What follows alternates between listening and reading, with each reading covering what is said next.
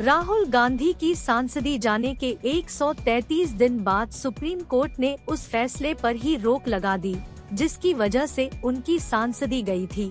Modi surname से जुड़े मानहानि केस में राहुल को निचली अदालतों ने 2 साल की सजा सुनाई थी। सुप्रीम कोर्ट ने कहा, जब तक राहुल गांधी की याचिका पर सुनवाई पूरी नहीं होती तब तक दोष सिद्धि पर रोक रहेगी। सुनवाई की नई तारीख अभी नहीं बताई है।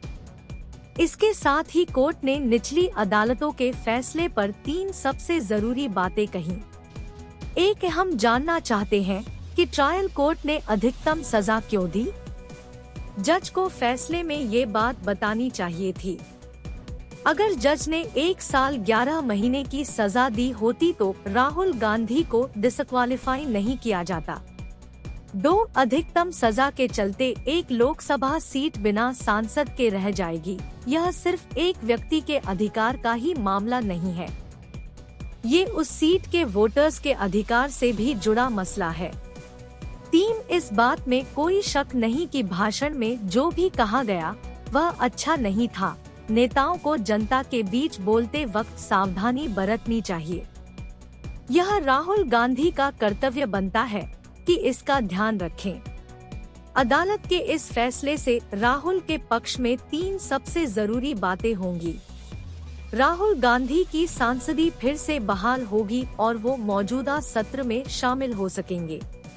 अगले साल राहुल चाहे तो चुनाव लड़ सकते हैं, बशर्ते सुप्रीम कोर्ट का आखिरी फैसला उनके खिलाफ ना हो।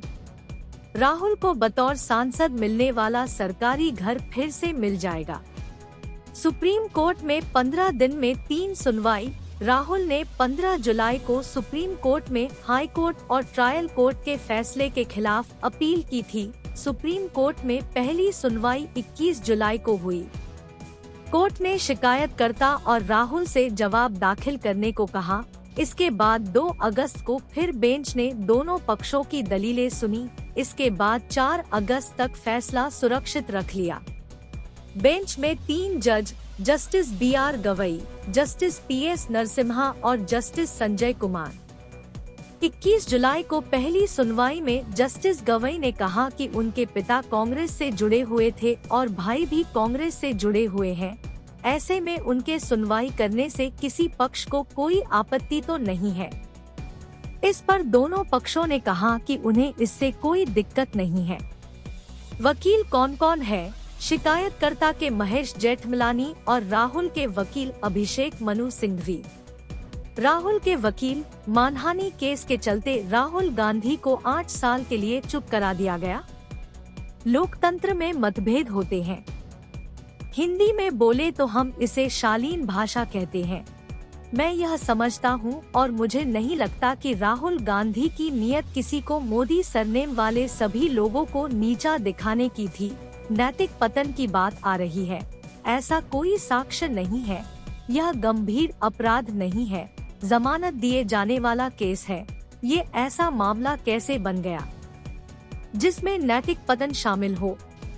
राहुल के वकील, ये कोई गंभीर अपराधी नहीं है। भाजपा कार्यकर्ताओं ने ना जाने कितने केस दर्ज करवाए, लेकिन एक के अलावा कभी कोई सजा नहीं हुई। मोदी कम्युनिटी में जो लोग भी राहुल के बयान से खफा है, सिर्फ भाजपा नेता और कार्यकर्ता है। इनके खिलाफ आरोप है ही नहीं। यह एक गंभीर मसला है क्योंकि एक आदमी डिसक्वालिफिकेशन झेल रहा है। राहुल के वकील, मेरी दलीलें खत्म होने के बावजूद अदालत ने 66 दिन तक फैसला रिजर्व रखा। मैंने मई में दलीलें खत्म की और फैसला जुलाई में दिया गया। अभी तक केरल की सीट के लिए भी इलेक्शन कमीशन ने नोटिफिकेशन जारी नहीं किया है। उन्हें लगता होगा कि जीत के चांस काफी कम है। सुप्रीम कोर्ट, इस मामले को राजनीतिक मत बनाइए। सिंघवी जी और जेठमलानी जी, आप ये सारी चीजें राज्यसभा के लिए बचा कर रखिए। राहुल के वकील, इस इवेंट का कोई एविडेंस ही नहीं है। शिकायतकर्ता को व्हाट्सएप पर एक न्यूज़पेपर की कटिंग मिली और उसने शिकायत कर दी। उसने नहीं बताया कि उसे यह कटिंग कैसे मिली और किसने उसे भेजी। वास्तव में क्या हुआ, यह एविडेंस एक्ट के तहत साबित ही नहीं हुआ। इसी बीच शिकायतकर्ता हाई कोर्ट जाता है और उसे ट्रायल पर स्टे मिल जाता है ताकि वो और साक्ष्य जुटा सके। 1 महीने बाद सजा सुना दी जाती है।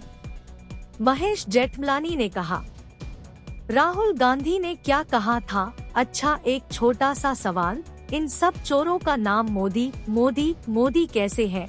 ललित मोदी, नीरव मोदी और थोड़ा ढूंढोगे तो और सारे मोदी निकल आएंगे। उनका मकसद मोदी सरनेम वाले हर आदमी का अपमान करना था, सिर्फ इसलिए क्योंकि यह प्रधानमंत्री के नाम से मिलता है। यह पुरानी दुर्भावना से प्रेरित था। पूर्णेश मोदी के वकील, पूरी स्पीच 50 मिनट से ज्यादा की है, सबूतों की भरमार है। इस भाषण के क्लिपिंग्स इलेक्शन कमीशन के रिकॉर्ड में दर्ज है। सुप्रीम कोर्ट कितने राजनेता है जो यह याद रखते हैं कि एक दिन में 15 से 20 सभाएं की है, तो उनमें क्या कहा है? सुप्रीम कोर्ट, हम जानना चाहते हैं कि जज ने अधिकतम सजा क्यों दी। अगर जज ने 1 साल 11 महीने की सजा दी होती तो राहुल गांधी को डिसक्वालीफाई नहीं किया जाता। पूर्णेश मोदी के वकील, राहुल गांधी ने जब कहा था कि प्रधानमंत्री पर टॉप कोर्ट में राफेल मामले में आरोप लगा था, इस बयान पर उन्हें चेतावनी दी गई थी, लेकिन उनके व्यवहार में कोई बदलाव नहीं आया। सुप्रीम कोर्ट, क्या ये बात विचार योग्य नहीं है कि अधिकतम सजा के चलते एक सीट बिना प्रतिनिधित्व के रह जाएगी? यह सिर्फ एक ही व्यक्ति के अधिकार तक ही सीमित रहने वाला मामला नहीं है, ये उस सीट के वोटरों के अधिकार से भी जुड़ा मसला है। ट्रायल जज को बताना था कि उन्होंने अधिकतम सजा क्यों दी, लेकिन इस पर उन्होंने कुछ कहा ही